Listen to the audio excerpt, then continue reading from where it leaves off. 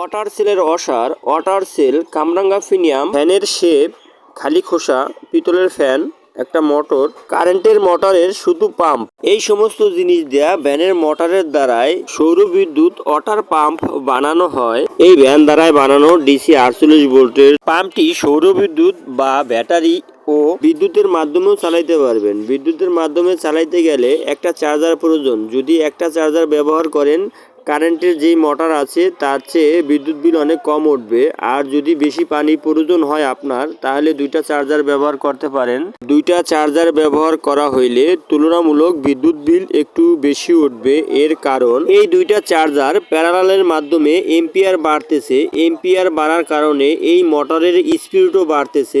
মোটরের স্পিড বাড়ার সাথে সাথে আগের চেয়ে পানির স্পিডও দ্বিগুণ হইবে। এর কারণে বিদ্যুৎ বিল একটু বেশি উঠবে। আমার বানানো এই পাম্পটি কলের বোরিং থেকে পানি তুলতে পারবে কিনা, সোলারে চালানো যাবে কিনা, এই সমস্ত বিষয়ে সবার আগে ভিডিও পেতে হলে চ্যানেলটি অবশ্যই সাবস্ক্রাইব করুন।